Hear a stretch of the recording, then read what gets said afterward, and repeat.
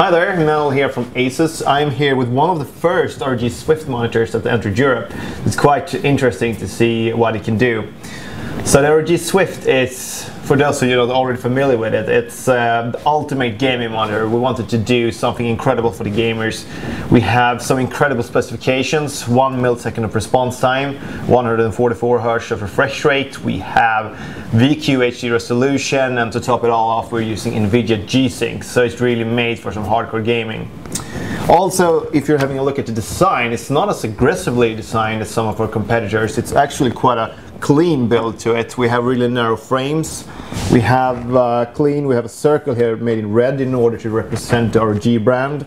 And also the adjustability or the ergonomics of it is quite nice. We have, of course, you can turn it around. We have the adjustment in height as well, it goes quite far.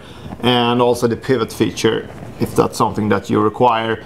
On the back of it, we also equip it with a V-sub mount if you want to hang it on your wall or something like that. So I'm also going to show you now how to enable G-Sync and how to work with some of the features that we have here. Alright, in order to use the screen as its best, you need to have an NVIDIA graphic card and the latest drivers, of course. So the first thing we're going to do here is to enable the G-Sync feature, and all you need to do is to right click on the desktop here and go to NVIDIA control panel. Here to the left you'll see a new tab, it's set up G-Sync. You hit it here and hit the enable G-Sync button. So when that's all done, we're also going to have a check at the resolution as well as the refresh rate, and we can see here that it's using VQ HD as well as 144 Hz of refresh rate.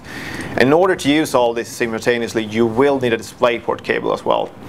On the side of the screen we also have a little button here to control or to actually monitor the refresh rate. So now we can see we have 144 Hz, and it's also nice to know if you're playing some games and you're not really sure which one you're using.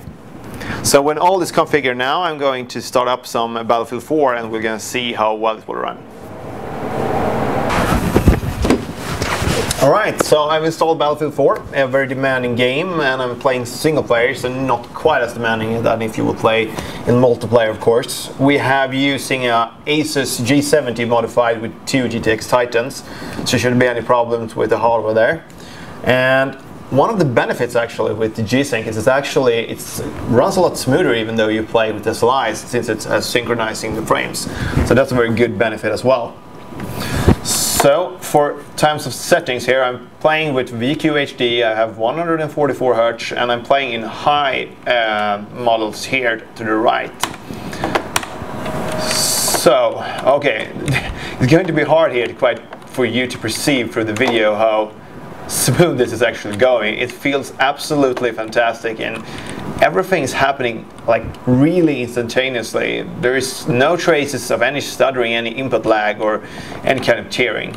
So that feels really nice, and everything here is, I don't know, it feels quite real to even play. The biggest benefit here is the G-Sync. It's actually synchronizing every frame from your GPU, and that's what makes the most difference. And if you're playing, for example, with V-Sync or vertical sync instead, the problem is that every time you will drop below, for example, 60 frames per second or below 144 frames per second, you will feel quite a drop and it will feel very stuttery.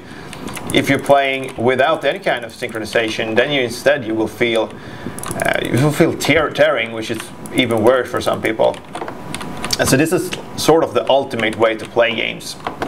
Another interesting thing here is that even though you don't have the same kind of hardware that I'm using right here, you have a gaming card or a graphic card that doesn't perform as well, it will still run really smoothly, because even though you're not playing at 60 frames per second, you won't feel that kind of a difference that you will do without the synchronization on. So this will actually lower some of the requirements for your hardware, and you will be able to play the most demanding games and still feel that it's running really smooth. The Swift will be released in July 2014, and the price will be around $719 US. So I'm hoping that you all guys are really looking forward to it, because I really am.